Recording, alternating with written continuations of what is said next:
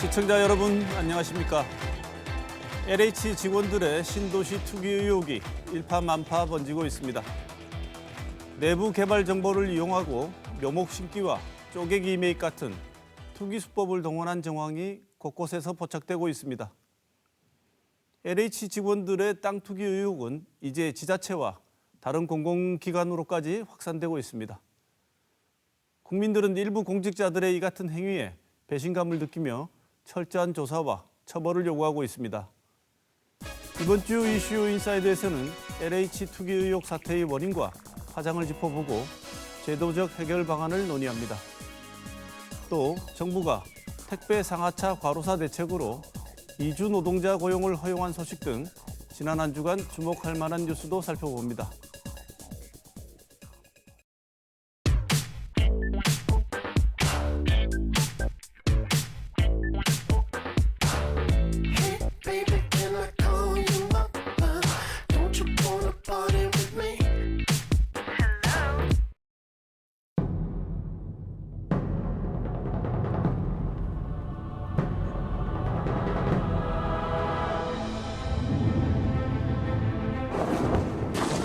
인류의 살아있는 움직임.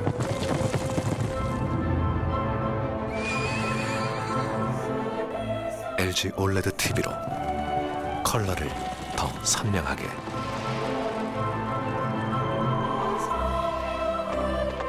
움직임은 더 부드럽게.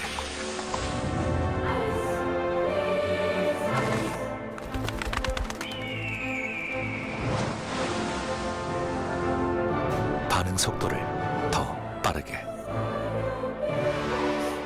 백라이트 없이 스스로 빛을 내는 올레드만이 가능한 압도적인 차이. 차원이 다른 LG 올레드 TV.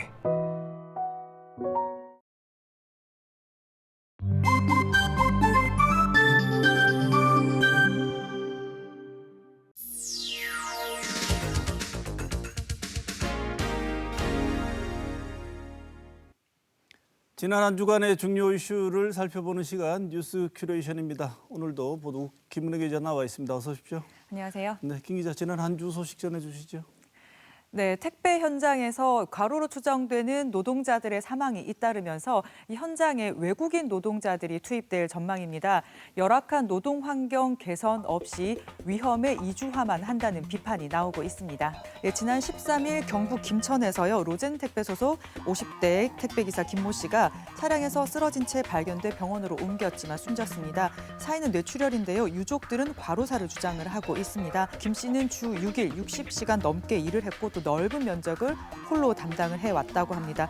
택배 분류 작업도 했고요. 또 하차 비용도 이 택배기사가 절반을 부담을 했다고 합니다.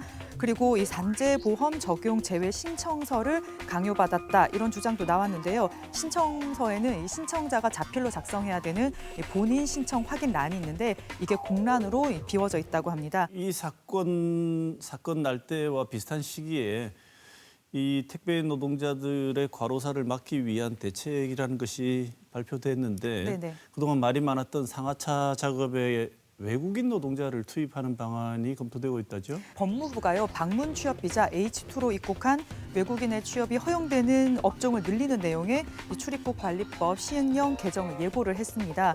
이 개정안은 택배 상하차 업무를 비롯해서 식육, 운송업, 광업, 과실, 채소류, 도매업 등에 취업할 수 있도록 하는데요. 현재는요, 300명 미만의 제조업이나 축산업, 어업 같은 39개 업종에만 외국인 노동자들이 종사를 할 수 있습니다. 이 상하차 작업에 외국인 고용을 허용해달라. 이건요, 특히 재계 택배 회사 측의 일관된 요구였습니다. 여러 비판적인 지적들이 많이 나오고 있는 것 같은데요. 택배 물류센터의 상하차 작업은요, 오랜 시간 동안 이 무거운 택배를 화물차에서 내려서 컨베이어 벨트에 싣는 작업입니다. 주로 하청업체를 통해서 고용한 일용직 노동자들이 주로 맡고 있는데요.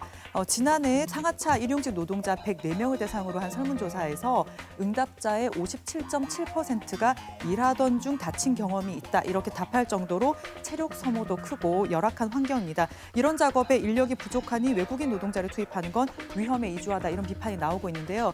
민주노총은 이주 노동자가 고강도 노동인 택배 상하차를 맡게 되면 안 그래도 소통이 익숙하지 않은 상황에 더 심한 산재 사고에도 노출될 수 있다 이렇게 지적을 했습니다. 고용노동부의 산재 발생 현황을 보면요. 노동자 1만 명당 발생하는 산재 사고 사망자 수를 뜻하는 이 사고 사망 만인율이라는 게 있는데요. 이주 노동자가 1.2고요. 반면에 전체 산재 사고 사망 만인율은 0.46입니다. 그러니까 이주 노동자들의 산재 사고 사망률이 3배 가까이나 더 높습니다. 이런데도 이 상하차 작업이 열악한 환경인데 여기를 개선하기 위해서 비용을 투자를 한다거나 노력을 하지 않은 채 이 투입되는 노동자들의 국적만 바꾼다 이런 비판이 나올 수밖에 없을 것 같습니다. 네, 우리도 한번 다룬 적이 있지만 택배 비용의 다소간의 상승을 소비자들이 감내를 하더라도 택배 사업장도 사람이 일이 죽지 않고 일할 수 있는 사업장이 좀 됐으면 좋겠습니다. 그렇습니다. 이주 노동자들은 일하다 다쳐도 된다는 건 아니니까요. 사람이잖아요. 네. 예, 다음 소식 전해주시죠. 코로나19 확진이 감소세를 보이지 않으면서 이 정부가 거리두기 개편안 공개를 미루기로 했습니다. 이런 가운데 아스트라제네카 백신의 안전성에 문제가 제기되면서 논란이 일었습니다. 유럽에서요, 아스트라제네카 백신을 맞은 사람에게서 혈액이 응고된 덩어리 혈전이 생겼다는 주장이 나와서 논란이 일었습니다. 국내에서도 60대 여성이 지난달 26일에 아스트라제네카 백신을 맞고 호흡곤란을 호소하다가 지난 6일에 숨졌는데요. 정부 피해 조사반은 백신 때문이 아니다 이렇게 결론을 냈습니다. 이유는 일단 접종 후 이상 반응이 나올 때까지 시간이 차이가 많이 나고 이 사인은 폐렴과 심근경색으로 판단됐기 때문입니다. 그리고 이후에 20대 남성이 혈전 이상 반응이 있다는 신고가 추가로 접수가 됐었습니다. 일부 국가에서 실제로 접종 중단이 되었다 이런 소식들이 들리니까 네네. 국내에서 아스트라제네카 백신을 맞는 분들이 불안해하는 건 어쩔 수가 없었던 것 같은데요. 네, 그렇습니다. 지난 18일을 기준으로요. 국내에서 이상 반응 신고가 접수된 건 9,400여 건, 전체 누적 접종자의 한 1.5%의 비율입니다. 이 중에 아스트라제네카 백신 관련이 9,245건으로 전체 신고의 98%가량인데요. 현재까지는 이 백신 자체에 문제가 있다고 보기보다는 국내에서 아스트라제네카 백신을 맞은 사람이 그 화이자 백신을 맞은 사람보다 많기 때문에 이상 반응 신고도 더 많을 것이다 이렇게 보고 있습니다. 한 13배 정도 수가 많거든요. 국내 식약 성격인 유럽의약품청도 아스트라제네카 백신에 대해서 안전하고 효과적이다라는 결론을 내리면서요. 독일 등 일부 유럽 국가는 백신 접종을 재개하겠다고 밝혔습니다. 오명동 중앙예방접종센터장은 원래 한국을 비롯한 아시아에서 혈전증 발생률이 유럽이나 미국의 10에서 20%밖에 되지 않는다면서 유전적이고 인종적인 차이가 있는 만큼 유럽을 보고 우리 상황을 과대평가해서는 안 된다 이렇게 이야기를 했습니다. 그리고 아스트라제네카 백신 중단 사태의 기저에는요. 영국과 유럽연합의 정치적 갈등이 깔려 있다 이런 분석의 보도도 있었는데요. 이 전문가들은 대부분 백신 접종이 주는 이득이 접종을 하지 않았을 때 겪는 손해보다 크기 때문에 기피할 수 없다 이렇게 얘기를 하고 있는데요. 이 400명대에서 환자 수는 감소를 하지 않고 이 거리두기 피로감은 높아지는 만큼 백신 접종을 피하기는 어려울 것 같습니다. 다만 이럴 때일수록 불안을 잠재울 수 있는 꼼꼼한 설명이 뒤따라야 될 것 같습니다. 누가 뭐라고 카드라는 얘기에는 절대 현혹되지 마시고 네. 백신에 관한 하는 전문가들의 얘기에만 귀를 기울여 주시는 게 좋을 것 같습니다. 그렇습니다. 네, 다음 소식 전해 주시죠. BTS와 배우 윤여정이 지난 한 주 뉴스에서 큰 주목을 받았습니다. BTS가 미국 최고의 대중음악상 그래미의 베스트 팝 듀오 그룹 부문에 올랐습니다. 역사를 쓸 수상 여부에 관심이 쏠렸는데요. 수상에는 아쉽게 실패를 했지만요. 지난 2012년부터 시상한 이 부문에 한국 가수, 대중 가수가 후보로 오른 것도 그리고 아시아권 가수가 후보로 오른 것도 처음이었기 때문에 그 자체가 의미가 있었던 것 같습니다.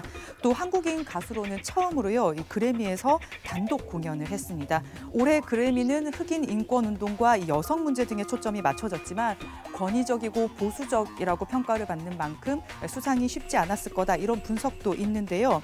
BTS는 지난 2019년에는 시상자로 지난해에는 합동 공연으로 나갔었고 그리고 이번에는 수상 후보 선정과 단독 공연을 하면서 그래미와 3년째 인연을 맺고 있습니다. 클래식 부문에서는 한국계 미국인이죠. 비올리스트 용재원 일이 3년째. 역시 3년째 계속 후보만 있다가 올해 드디어 트로피를 안았는데 네. BTS도 3년 안에 그런 날이 올 거라고 생각합니다. 네. 네. 이것 이외에도 아카데미 후보상 소식도 좋은 소식이 있었죠? 네, 그렇습니다. 이 영화 미나리인데요. 한국계 미국인 리 아이직 정 감독의 영화입니다. 아메리칸 드림을 꿈꾸면서 농장을 가꾸는 1980년대 미국에 이주한 한인 가정의 이야기를 담고 있는데요. 이 썬댄스 영화제를 시작으로 여러 영화제에서 수상을 했고 이번에 93회 아카데미 시상식에서 6개 부문에 후보로 올랐습니다. 네. 시상식이 다음 달 25일이죠? 네네. 네, 기대가 많이 되는데 이번에 후보가 여러 부문에 후보가 됐다는 것도 중요하지만 아카데미상의 다양성 확산에 굉장히 나름 기여를 했다는 것도 중요한 지점인 것 같아요. 네, 그렇습니다. 그동안 아카데미 연기상 후보 부문에 유색 인종 배우는 거의 없어서 백일 우월주의로 악명이 높았습니다. 화이트 오스카 이런 이야기도 나왔거든요. 그런데 이번에 이 화이트 오스카가 달라졌다면서 외신들도 이를 조명을 했습니다. 먼저 AP통신 보도부터 보면요. 올해 전체 남녀 주조연상 후보 20명 중 유색 인종이 9명이라는 점을 짚었고요. 그리고 첫 무슬림 나무주연상 후보인 아메드는 이런 순간을 축하할 수 있는 사람이 많아질수록 우리는 각자의 문화 속에서 자신을 찾기 쉬워질 것이다. 이런 소감을 뉴욕타임즈가 실기도 했습니다. 이와 상반되게 미국 양대 시상식인 골든글러브는 문매를 맡고 있습니다. 미국 연예 전문 매체들에 따르면 헐리우드 스타들을 고객으로 둔 대형 홍보 대행사는요. 골든글러브에 대해서 보이콧을 경고하면서 강력한 개혁 조치를 요구를 하고 있습니다. 대행사들은 성명서를 통해서요. 골든글러브의 차별 행위와 배타성, 비전문성이 만연해 있고 일부 영화나 TV 제작사와 방송사의 자금 지원을 받으면서 부패 의혹까지 있다. 이렇게 비판을 했습니다. 그러면서 골든글로브가 지속적인 변화를 보여주지 않으면 이 소속 스타들의 골든글로브 참여를 막겠다. 이런 경고도 했습니다. 골든글로브는 지난달에 미나리를요 외국어 영화로 분류한 뒤에 작품상과 이 배우상 후보에서 배제해서 큰 논란을 빚었습니다. 예전에는 대부분이 팝을 듣고 외화를 즐겼었던 만큼 이런 모습을 보면 참 우리 문화가 큰 산업이 되고 브랜드가 되고 있다, 이 실감이 되고 있습니다. 문화계에서 장벽이 없어지고 있는 만큼 이 주류 문화 집단을 중심으로 형성이 됐던 문화계의 다양성을 불어넣을 수 있는 주체로 K컬처가 더 성장하기를 모두가 바랄 것 같습니다. 우리 민족이 한없이 가지고 싶은 것은 높은 문화의 힘이라고 백분 김구 선생이 나의 소원에서 말씀을 하셨는데 네. 그 문화의 힘이 우리를 행복하게 하고 더 나아가서 세계 평화를 가져온다고 말씀하셨는데 우리가 지금 우리도 행복하고 세계를 행복하게 해주는 것 같아서 네. 너무 기쁩니다. 마지막 소식 전해주시죠. LH를 둘러싼 부동산 투기 의혹이 사회 전반으로 번지고 있습니다. 이런 가운데 선거를 앞둔 정치권은 이 서로의 흠을 잡아내는데 열을 올리는 모양새입니다. LH 문제가 불거진 지 2주 만에 문재인 대통령이 국민들께 심려를 끼쳐 죄송하다면서 송구스럽다면서 사과를 했습니다.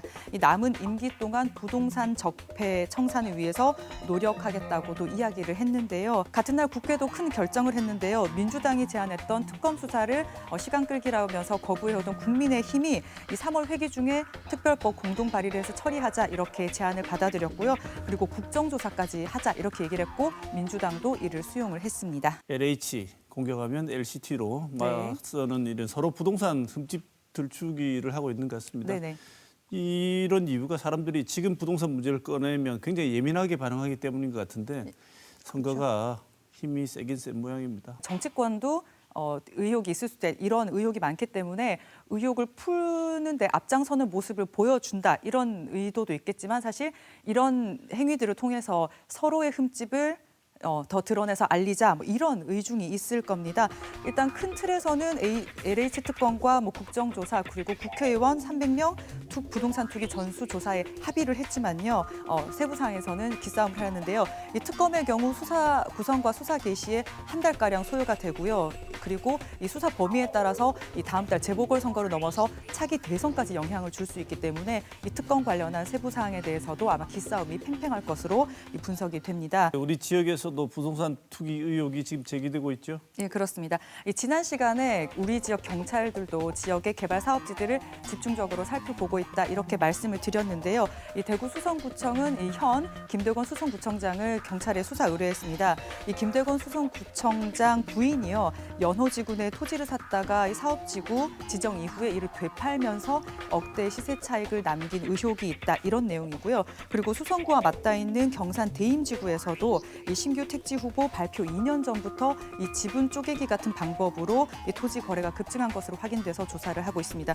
그리고 뭐 영천시, 고령시에서도요 그 기초 의원들이 경찰 의혹이 있어서 경찰이 압수수색을 하기도 했습니다. 요즘 정말 이 양파 까듯이 관련해서 새로운 사실들이 드러나면서요. 이 부동산 투기에 대한 반감이 정말 높아질 대로 높아지고 있습니다. 이 정치적 논리는 배제하고 객관적이고 냉정한 조사가 이루어져야 될 것 같습니다. 지금까지 이번 주 주목할 만한 뉴스 짚어봤습니다.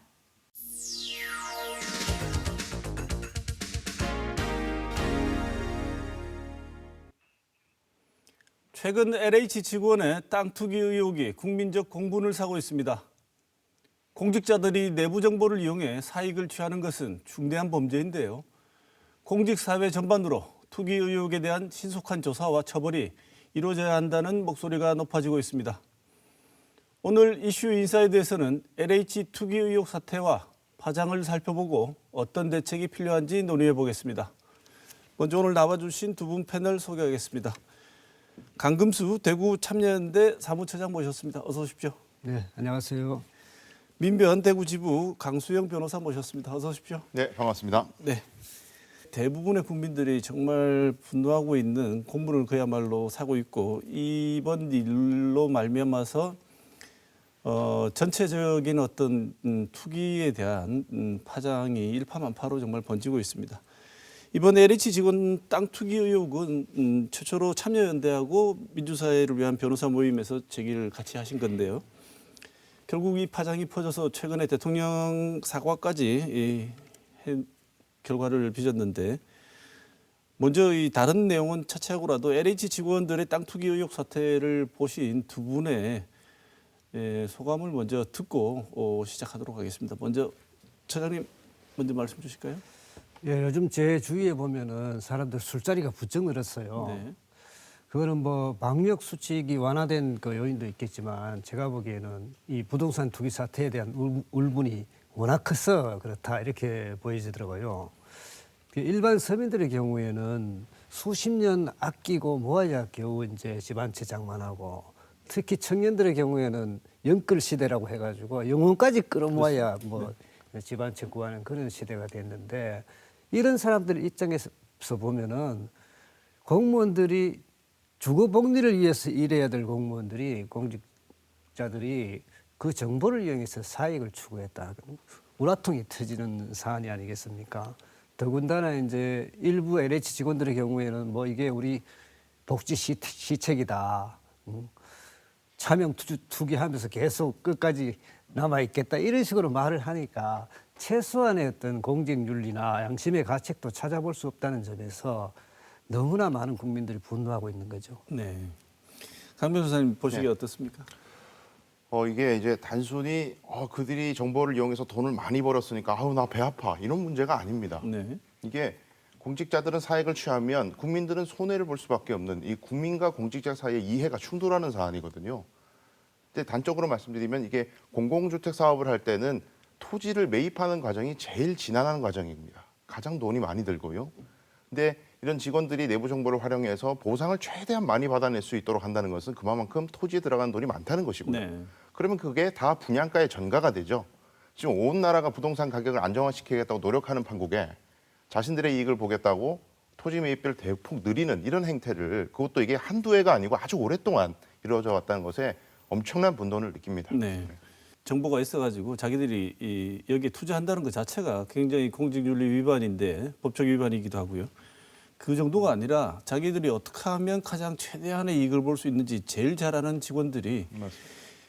뭐 지분 쪼개기도 하고 나무도 심어놓고 또 돈이 많이 받을 수 있는 나무를 잘 아니까 네. 더 그런 묘목을 심어놓고 정말 이번에 각종 편법 얘기를 들으면 기가 차다 못해가지고 이 사람들은 공식적으로 도둑한테 곳간 열쇠를 맡긴 것 같다는 느낌이 들 정도인데 이런 일이 왜 가능했고 근본적인 문제가 사실은 여러 번 지적이 되고 알고 있던 문제 아니었겠습니까? 강 처장님, 왜 이런 일이 벌어졌다고 보십니까? 저는 좀 두 가지 측면에서 좀 살펴보고 싶은데요. 우선 제도적으로 보면은 땅이나 집 같은 것은 좀 사적 소유를 제한하거나 아니면 소유를 할 때에는 그 불로소득에 대해서 강하게 이제 환수를 하는 그런 제도가 있어야 되는데 그걸 안 하니까 사람들이 마치 불로소득이 정당한 소득인 것처럼 착각에 만들었다는 거죠. 그래서 이제 이런 일이 생기는 거는 뭐 공기업이나 공무원들을 채용할 때에 공직 윤리랄까 공공의 가치관 이런 걸 우선으로 보는 게 아니고 스펙을 위주로 채용하다 보니까 그런 문제가 생기는 것도 있고 또 이런 행위를 했을 때에 징벌적으로 강하게 이제 징계를 한다거나 사전에 뭐 이런 행위를 못하도록 하는 그런 장치들이 미흡했기 때문이라고 네. 생각을 하고요. 네. 두 번째 사회문화적으로 보면은 지금 우리 사회 전반에 이 영혼까지 뭐랄까 물신주의가 침투해 있다. 이게 그러니까 편법이고 불법이고 간에 뭘 하든 간에 벌써 부자가 돼서 떵떵거리며 살면 누가 뭐라 하겠냐 이런 인식이 너무나 넓게 퍼져 있다는 거죠. 네. 이참에 이제 이 상황이 이제 개인의 삶은 물론이고 우리 공동체 자체를 지금 해체시키고 있는 수준이기 때문에 이런 그 병리 현상에 대한 사회적 각성이 필요하다고 생각합니다. 네. 강 변호사님, 우리 이번에 보면 법적 제도적 장치의 미비가 그들이 이런 걸 할 수 있도록 오히려 풀어놨다는 지적들도 네. 있는데 어떻게 보십니까? 또 이제 단적으로 우리 옛말에 견물생심이라는 말이 있잖아요. 네. 그러니까 돈을 엄청나게 벌 수 있는 기회가 있는데 이거를 개인의 뭐 윤리적인 의식이나 양심, 의지로 이걸 이겨내라 하는 건 저는 인간에게 기대할 수 없다고 봐요. 근데 이제 이게 내부적으로 그런 부당한 이익을 봤던 사례들이 한두 건 생기기 시작하면 이게 바이러스처럼 전염이 되는 거죠. 근데 그렇게 해도 괜찮네라는 인식이 이제 생기게 되고 그럼 여기서 이제 그대로 놔두게 되면 자동적으로 종식되는 바이러스는 없다. 그러면 이 바이러스를 해결하는 방법은 백신과 치료제가 있잖아요. 근데 지금 우리는 치료하려고 지금 노력하고 있는데 사실 백신이 없는 상태였다. 저는 이렇게 진단하고요. 네. 제도적 미비를 꼽자면 이해 충돌 방지법이라고 지금 이야기되고 있는 이런 것들이 제정이 안 되고 장기간 미뤄져 있는 것도 포함해서 특히 이제 농지법에서 농민이 아닌 사람이 예외적으로 농지를 취득할 수 있는 방대한 예외를 설정한 네. 이런 이제 백신이 아니라 오히려 조장하는 제도들이 오히려 있기 때문에 네. 이게 이제 미비에 이제 처음부터 막히지 않고 계속해서 이제 그냥 방치된 상태로 네. 오랜 기간 동거하고 있는 바이러스와 네. 이런 상황이 됐다고 봅니다. 네. 지금 많은 분들이 의심하고 계시지만 공직자, 일부 공직자 그리고 LH 직원들 정말 이 사람들만 했을까? 많은 국민들께서는 이 정도가 아니고 오랜 세월 동안 정말 많은 뭐 예를 들면 지역의회 의원이라든지 국회의원 등 그럼 대부분의 정보를 많이 얻을 수 있는 사람들이 이런 유혹 그다음에 적극적인 정보 취득을 통해서 참여했을 거라고 의심하고 있지 않습니까? 강 처장님, 투기 의혹 조사 대상자를 어디까지 확대된다고 보십니까? 저는 모든 공직자와 그 정치인까지 다 해야 된다고 생각을 합니다. 실제로 저희 그 사무실에 많은 시민들의 전화가 오는데 네. 들어보면은 현재 투기 지역이 아닌 그 공공개발 사업 네. 많습니다. 굉장히 많잖아요. 그런데 연루되어 있던 의원도 그 투기 의혹이 네. 들어오고 일반 공무원 투기 의혹도 들어오고 실제로 그렇거든요. 특히 이제 예를 들어서 연호지구 같은 경우에는 그 법조타운이 들어가잖아요. 그러면은 거기에 검찰이나 법원의 관계자들은 투기를 안 했을까요? 시민들이 그런 얘기를 한단 말이에요. 네. 합리적인 의문이잖아요. 네. 충분히 있을 수 있는 일이잖아요. 그런 데까지 전방위적으로 조사가 되고 네. 수사가 돼야 된다는 네. 거죠. 실제적으로 시민들의 제보가 좀 이어지고 있습니까? 예, 계속 오고 있습니다. 네. 강 변호사님, 일각에서는 네. 이 투기 의혹 조사 대상자를 네. 지금 처장님 말씀하신 대로 원칙적으로는 정말 싹 다 모조리 했으면 좋겠다고 하지만 예. 일각에서는 지금 당장 그 구체적으로 처벌을 하기 위해서는 범위를 너무 확대하는 것도 오히려 효율성 면에서 떨어진다는 지적도 있던데요. 맞습니다. 이게 뭐 심정적으로야 모든 공직자를 다 조사하는 것이 뭐 속은 시원할 수 있습니다만 여러 가지 제한이 있습니다. 네. 이제 법적으로도 최소한의 의혹이 갈 만한 그런 정황이라도 있어야 그걸 이제 지자체가 뭐 소위 전수조사라는 형태가 됐든 행정조사 형태가 됐든 정황을 파악하고 그게 이제 수사기관에 넘겨서 수사기관이 이제 영장을 발부받아서 강제조사를 하는 이런 흐름으로 쭉 가야 되는데 의심이 가니까 일단 공직자 전체를 털어보자 하는 것이 법리적으로도 문제가 있지만 인력도 여유도 없을 가능성이 높다. 그래서 이제 저는 우선순위가 필요하다고 보는데요. 네. 그들에게 이제 면죄부를 주자는 것이 아니라 일단은 이 토지 관련된 정보에 접근할 가능성이 있는 공직자부터 우선순위를 잡아서 수사를 확대하다 보면 지금 이제 부패방지법을 보면 자기가 정보를 이용하는 것도 처벌이 되지만은 제3자로 하여금 그 정보를 이용하게 하는 것도 처벌 대상이다 보니까 네. 수사를 하다 보면 자연스럽게 번져갈 수 있다는 것이죠. 그래서 그런 형식으로 가는 건 괜찮지만 선제적인 전수조사는 사실상 불가능하지 않을까. 제 의견은 그렇습니다. 구체적인 이익을 실현하기 위해서 정보가 흘러갔던 흐름을 따라가다 보면 공직자에서 끝나는 게 아니고 네. 차근차근 다 나올 것이다. 네, 그리고 또 이제 특히 이제 정치적 책임을 져야 하는 이제 선출직 공무원들까지 자연스럽게 아마 네. 연결이 되지 않을까 싶습니다. 네. 수부 합동수사본부가 급하게 발족을 해서 지난 11일 날 투기 의혹하고 1차 조사 결과를 발표했는데 그 결과를 보고 국민들이 결과가 이랬구나가 아니고 정말 우리를 놀리는 건가 싶을 정도로 오히려 화를 많이 돋궜다는 이런 지적들이 많습니다. 지금 정부나 정치권 대응에 대해서는 어떻게 평가하시는지요, 강 차장님? 이 사태 초기에 정부가 발빠르게 이제 그 전수조사를 들어가고 합동수사본부를 만들어서 이렇게 하는 데 있어서는 긴장감 있게 대처하고 있다 이렇게 볼 수가 있겠죠. 그런데 이제 1차 조사 결과를 보면은 원래 민변과 참여연대가 그 의혹 제기했던 게 13명이었는데 거기에다가 7명만 추가돼가지고 20명만 이렇게 발표가 됐더라고요. 네. 아, 그러면 이게 진짜 이거 그 정도밖에 안 될까 과연 시민들은 충분히 그렇게 의심할 수 있고 신뢰하기 어려운 조사 결과가 나온 거죠. 그런 점에서 조금이라도 의심의 여지가 있다면은 수사기관이 철저하게 이제 수사할 필요가 있다 이렇게 생각이 되고 국회의 경우에도 지금 국회의원 전수조사 또 뭐 특검, 국정조사 이런 것까지 이제 합의가 되고 있는 상황인데 네. 문제는 말은 그렇게 하면서도 계속 이렇게 구체적 방안을 놓고 실랑이 하면서 늦추고 이럴 개연성이 높단 말이에요. 정략적 판단을 하지 말고 속 시원하게 책임 있게 해라 이렇게 생각이 되고 그다음에 범위도 이게 이제 한두 해 된 일이 아니잖아요. 네. 전 정부 시절까지 실제로 오래된 일이기 때문에 기한도 굉장히 넓혀서 이참에 발본색원하자 네. 이런 주장을 합니다. 네. 그렇다고 하더라도 지금 시점에서 신속하게 먼저 선제 조치를 취해야 할 부분들이 또 따로 있다고 보는데 강 변호사님 어느 부분이 그렇다고 생각하십니까? 일단은 우리가 이 이야기를 하기 전에 전제로 파악되는 것이 돼야 되는 것이 지금 대구시가 자체 조사를 하고 있잖아요. 이제 정부 합조단 조사를 보면 대구시의 그 전수조사도 어떻게 하는지 가늠이 되는데 이 전수조사라는 것이 단어만 들으면 아주 시원합니다. 아주 깊게 조사를 많이 할 것처럼 느껴지지만 사실 한계가 아주 뚜렷한 조사예요. 네. 애초부터. 이게 조사 결과가 시원치 않은 이유는 권한 자체가 없기 때문입니다. 그러니까 정부의 조사든 지자체의 조사든 강제 조사를 할 수 있는 권한이 없기 때문에 결국 이게 공직자 중에서 자기 명의로 정말 소위 바보같이 자기 명의로 투자를 한 사람만 쉽게 이제 파악할 수 있는. 그러니까 왜 그러냐면 이 조사 방법이 등기부라든지 토지 대장 같은 이미 일반인도 접근할 수 있는 정보를 열람하는 정도의 수준에 그치기 때문에 네.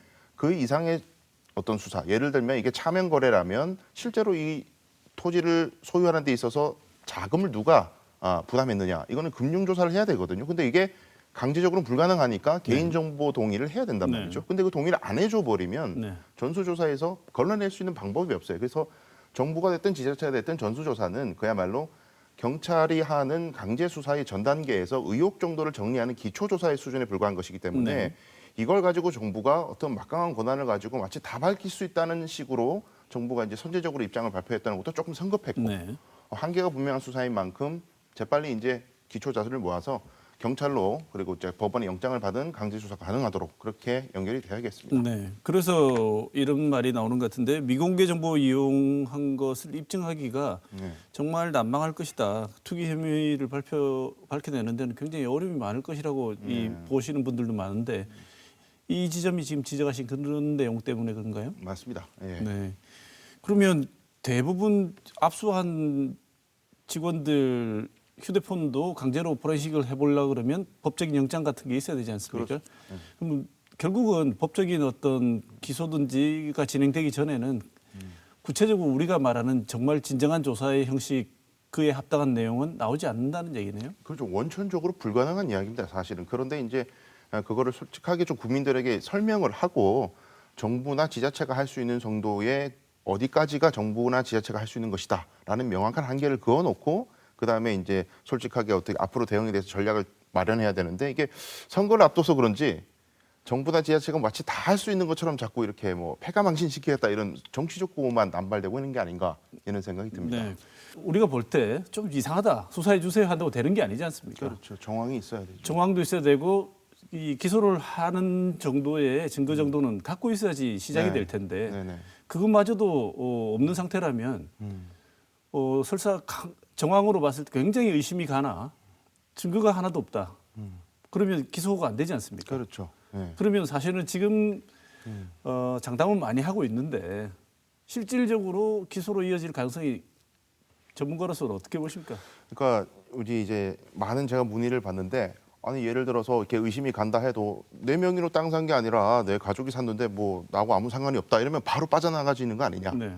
그다음에 업무상 비밀을 뭐 이용했다라는 것도 아니 내가 직접 공부한 부동산 지식으로 봤을 때 여기가 개발될 가능성이 높았기 때문에 내가 산 거지 내부 정보를 이용해서 산 게 아니에요. 이렇게 말만 하면 바로 빠져나가는 네. 그렇게 생각하시는 분들이 많은데 사실 난점은 있지만 불가능한 건 아닙니다. 입증이라는 것이. 그러니까 정황이 있는 것이죠. 뭐 직접 증거라는 어떤 뭐 진술 녹음이라든지 CCTV나 이런 것들이 없다 하더라도 간접 정황으로 압박하면 진술이 나올 수 있는 것이거든요.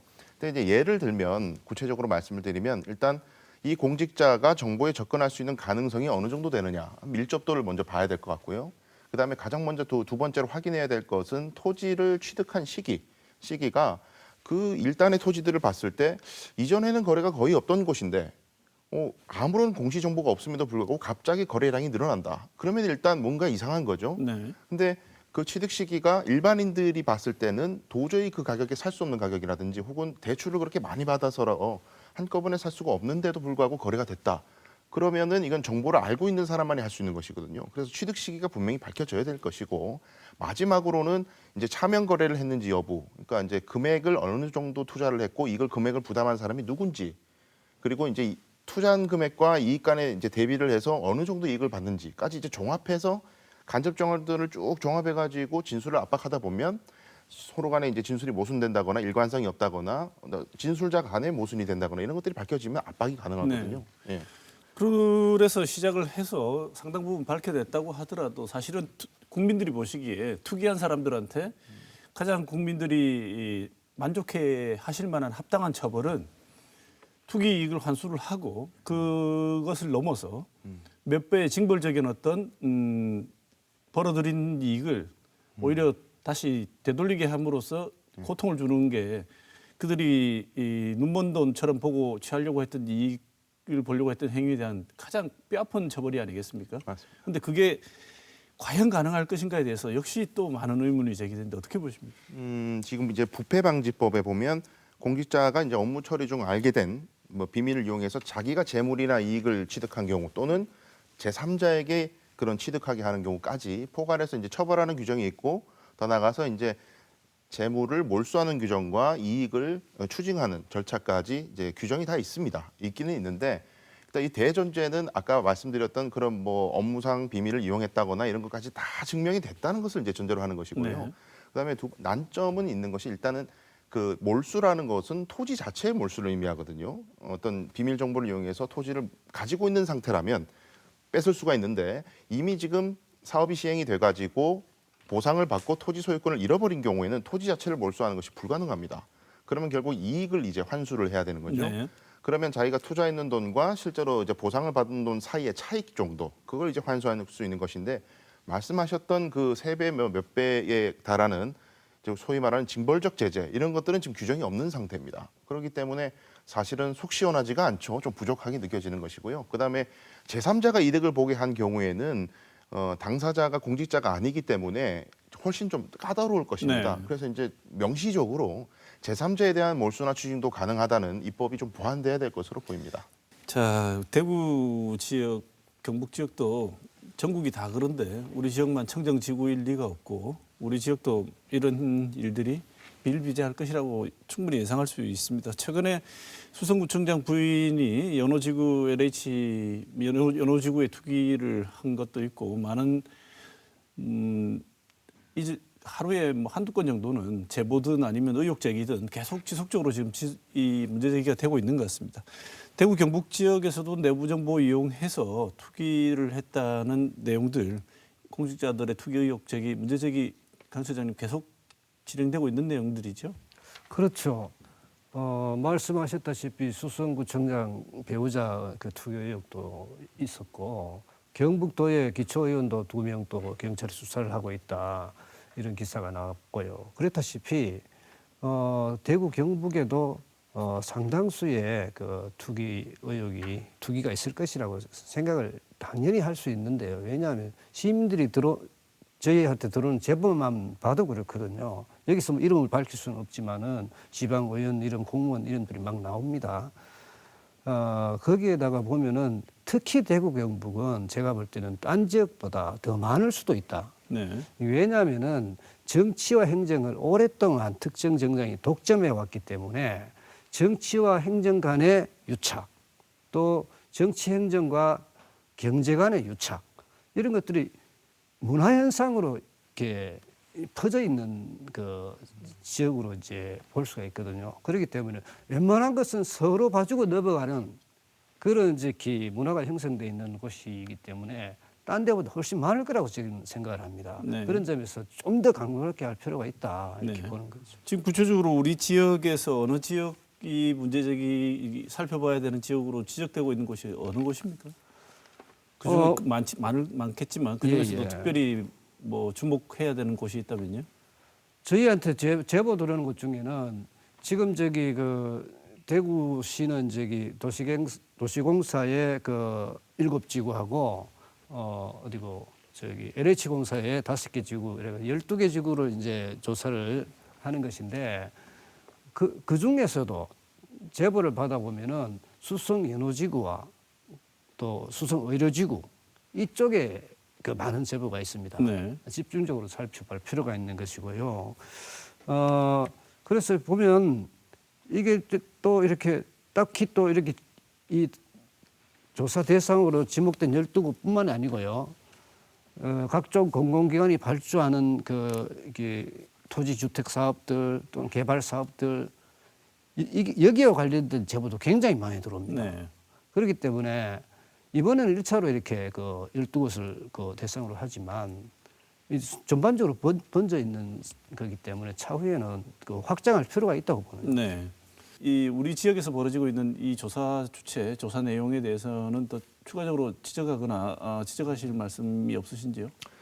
일단은 뭐 지금 표면적으로 언론 보도되는 걸 보면 다 감사실에서 경찰의 수사를 의뢰하겠다라고 다 이제 선언을 하고 있어요. 근데 네. 감사 결과가 어떻게 되는지에 대해서 국민들이 접근할 수 있는 그 가능성이 좀 낮은 건 사실입니다. 네. 그래서 그 정확성을 담보하기 위해서는 이제 계속해서 이제 면밀하게 모니터링을 해야 하는데 참여연대의 역할도 중요한 것 같고 시민사회에서도 이렇게 어물쩍 넘어가지 않아야 한다. 연호지구에 대해서는 좀 더 범위가 넓을 것이다 하는 여론 환기가 계속되면 네. 아마 정치적 부담도 있고 여러 가지 부담이 있기 때문에 감사 결과가 그렇게 허무맹랑하게 그렇게 지나갈 가능성은 저는 그렇게 낮다고 봅니다. 네. 지금 제가 좀 네. 참여연대에서 구체적으로 모니터링 같은 거 계획하고 계신 것도 있습니까? 이렇게 모니터링할 방법이 사실상 별로 없어가지고요. 네. 그래서 저희가 주장한 것이 대구시에 이제 집중감사제라는 제도가 있거든요. 네. 지난 지방선거 때 권영경 시장이 이제 공약한 것인데 뭐냐면은 이제 지금 부동산 투기 문제처럼 언론의 관심이 크고 시민들의 또 관심도 큰 그런 사안의 경우에는 시의 감사관만이 아니라 외부의 전문가들이 같이 감사원으로 네. 감사위원으로 들어가서 집중적으로 들여다본다는 거예요. 네. 이번에 그렇게 해야 된다는 거예요. 이 사안도 그렇게 안 하면 앞으로 집중감사제에 적용할 대상이 어디 있겠습니까? 네. 이참에 제안을- 강조를 드립니다. 제안을 하셨습니까? 제안을 했는데 네. 뭐 묵묵부답이네요. 걱정이 많이 되시나 봐요. 안에 어떤 일들이 벌어지고 있는지 누구도 장담할 수 없는 일들이 돼서. 네. 네. 자, 한 번 더 민변하고 참여연대에서 같이 문제 제기를 하시면 이 사안은 아마 받아들여지지 않을까 그런 기대도 해봅니다.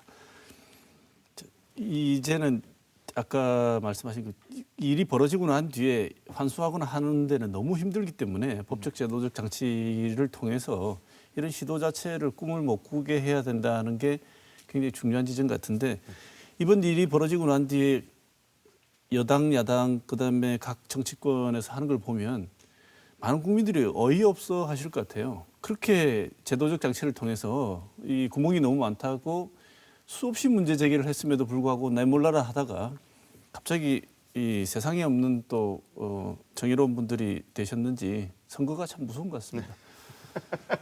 갑자기 굉장히 정의로워지셔가지고 뭐 너도 나도 막 법안이 뭐 10여 개가 넘게 한꺼번에 쏟아질 만큼 이러는데 그게 이 제도적 장치의 제한 내용들이 잘 알고 계실 텐데 변호사님 먼저 기존에 네.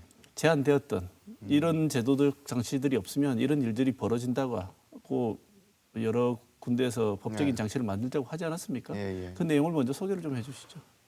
일단 가장 대표적인 게 이해충돌 방지법입니다. 네. 아까 제가 잠깐 언급드렸습니다마는 공무원이 자기의 이익을 추구하면 국민들에게는 손해가 생기는 그래서 이와 해가 충돌하는 사안들이 생길 수 있다. 그럼 이거를 사후에 처벌하는 것도 중요하지만 이해가 충돌하는 상황 자체를 아예 만들지 말아야 된다. 그래서 미연에 좀 앞단계에서 방지해야 된다. 그런 아이디어가 계속 나왔거든요. 네. 근데 이게 2013년경에 발의가 된 이후에 뭐 3차례 이상 발의가 됐는데 19대 20대 국회에서 본회의장의 문턱에도 못 들어갔습니다. 근데 이 내용이 뭐 대표적인 걸 예로 들자면 뭐 부동산을 매수를 할 때 신고할 의무. 그러니까 이제 자금은 어디서 났는지 네. 이게 어떤 목적으로 매수한지 이런 것들을 신고할 의무를 부과하는 그런 것들이 이해충돌 방지법이 제정됐다면 있었을 텐데 네. 그런 게 지금 빠져 있었거든요. 그러니까 김영란법과 함께 추진되는 법인데 김영란법만 통과되고 이 법은 빠져버렸어요. 근데 지금 뒤늦게 이제 여야 가릴 것 없이 다 이제 제정하겠다고 네. 지금 나오고 있는데요. 네.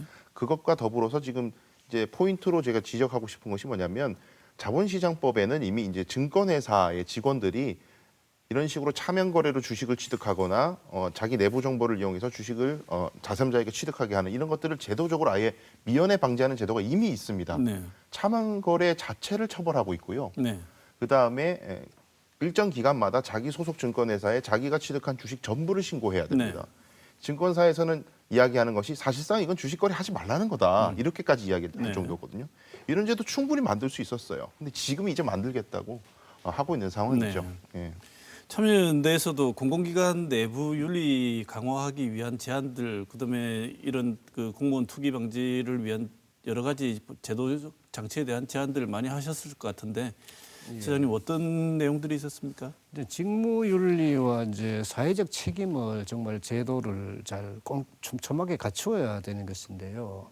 내부 임직원들이나 관계자들은 부동산 거래 신고를 의무화하고 투기에 대해서 상시적으로 검증하고 모니터하는 그런 시스템이 구축이 돼야 되는 것이고 거기에다가 이제 외부 감사 제도라든지 시민 ombudsman이라든지 이런 장치들을 갖추어 가지고 그 일부 있긴 합니다만은 기능이 약하기 때문에 상당하게 기능을 강하게 부여를 한다든지 이런 조치가 필요한 감사기구 혁신이 필요한 거죠.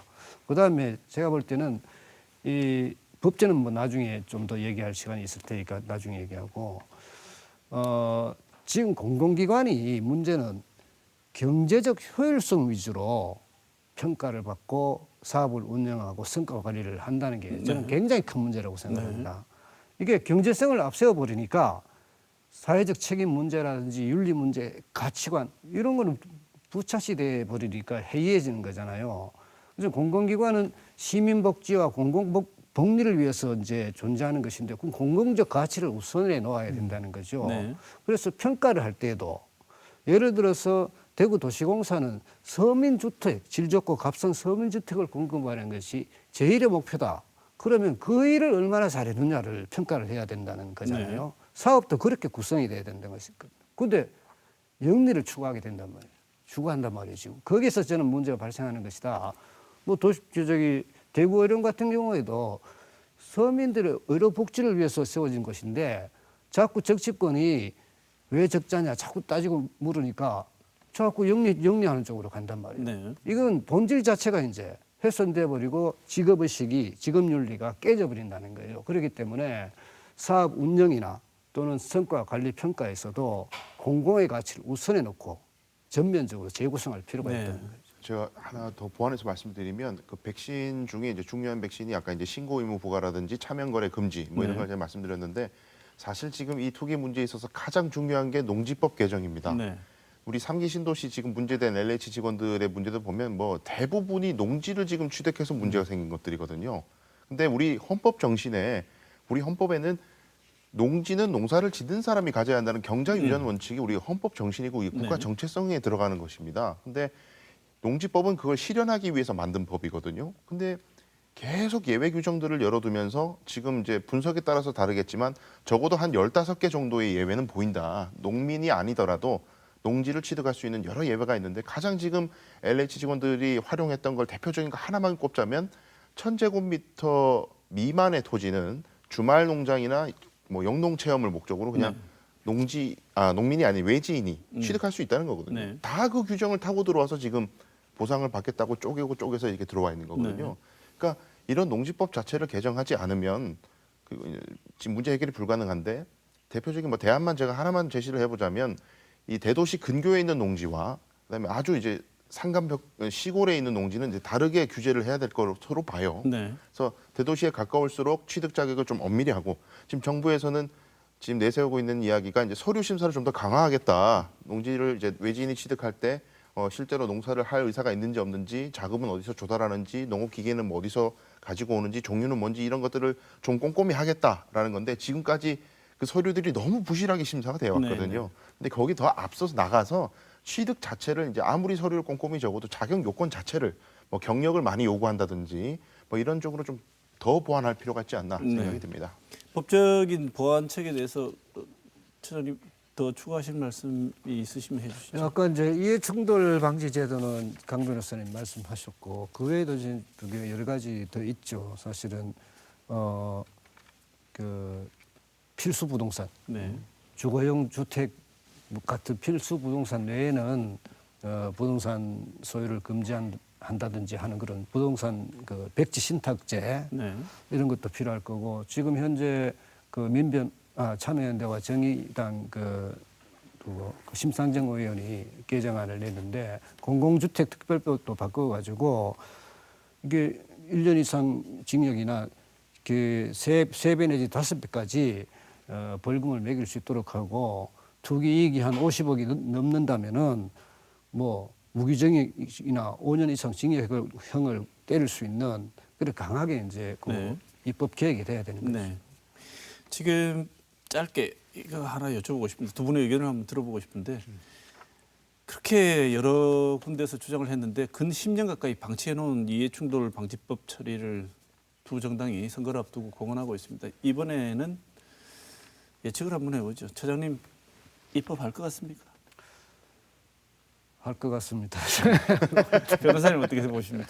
이거를 지금 안 한다 그러면 다 역적으로 몰리죠. 왜냐하면 지난 시간 동안 이게 통과 안 된 원인을 한마디로 요약하자면 이 법 자체가 자신들의 발목을 잡을 우려가 있기 때문입니다. 그러니까 지금 상황에서까지 이 입법을 회피한다 그러면 이제 역적으로 몰릴 수밖에 없겠죠. 제가 이런 질문을 드린 이유는 그분들은 역적의 비난에도 불구하고 버텨본 경험이 워낙 많은 분들이 돼서 한번 여쭤봤습니다. 네. 오늘 그 토론 중에 하시고 싶은 말씀이 있었는데 미처 다 못하신 말씀 있으면 짧게 마무리 발언하실 수 있는 기회 각 1분 정도 드리겠습니다. 강 소장님 먼저 말씀 주실까요? 네, 저는 이 문제 해결에 있어서 두 가지가 굉장히 중요하다고 생각합니다. 첫 번째는 내부자 제보입니다. 이런 문제는 내부자가 이거 구체적 자료가 그 이렇게 정보를 알고 있는 내부자가 제보하지 않으면 사실 밝히기가 굉장히 어렵거든요. 그렇기 때문에 공기업의 노동조합이나 또 공무원 노동조합이나 또 직원들 개인들도 마찬가지고 이참에 우리가 정부 지자체 조사에 정말 성실하게 협조하겠다. 또 우리가 알고 있는 정보들을 공익 제보하겠다. 이런 자세로 국민들한테 좀 발표도 하고 그랬으면 좋겠어요. 네. 두 번째는 시민 제보입니다. 그 뭐 몇십 명의 공무원, 몇백 명의 경찰이 얼마나 많은 것을 해낼 수 있을까? 수십만의, 수백만의 시민들이 그 시민들의 눈과 귀가 중요하다. 그래서 일상생활에서 보고 듣고 하는 것들을 비록 추상적인 수준이라 할지라도 적극적으로 제보해 주시고 이참에 나라를 바로 세우겠다는 그런 어떤 각오로 시민들이 나서야 된다. 그렇게 생각합니다. 네. 강 변호사님. 네, 제가 이때까지 이제 발언한 것 중에 이제 국회의 책임에 대해서 주로 지금 언급을 많이 드렸는데 저는 정부에게 좀 과감한 어떻게 보면 조금 도발적인 제도가 하나 필요하다고 생각이 돼요. 지금 이제 계속해서 엄벌에 처하겠다, 폐가망신시키겠다 이렇게 밝겠다는 의사를 밝히시고 계신데 사실 이렇게만 일변도로 가면 더 숨기게 돼 있습니다. 그래서 일각에서는 그렇게 누르면 한편으로는 조금 퇴로를 열어주면서 자진 신고하는 뭐 기회를 준다든가 네. 그렇게 되면 최소한 파면만은 면하게 해주겠다든지 이런 유인책도 병행해 가야 되는데 지금 계속 이제 누르기만 하니까 더 숨게 되거든요. 그래서 물론 지금 와서 이런 유인책을 발표하면 또 국민들 입장에서는 화가 나실 수도 있지만 솔직하게 지금 수사 역량과 수사 상황에 대한 어떤 전망을 밝히면서 이렇게 해서라도 좀 제보를 받아야지만이 많은 어떤 공익을 실현할 수 있다는 것을 과감하게 좀 설득하는 시간이 필요할 것 같습니다. 네. 공익 제보에는 또 이렇게 보상이 있지 않습니까? 그렇죠. 예. 그런 것도 강조를 해야 되겠습니다. 네. 두 분 원론적인 말씀과 아주 현실적인 어떻게 보면 타겟책까지 두 분 말씀 들어봤습니다. 오늘 강금수 대구 참여연대 사무처장 강수영 변호사 두 분 모시고 LH 땅 투기 의혹 그 파장 살펴봤습니다. 오늘 좋은 말씀 주신 두 분 감사드립니다. 오늘 토론 여기서 마치겠습니다. 고맙습니다.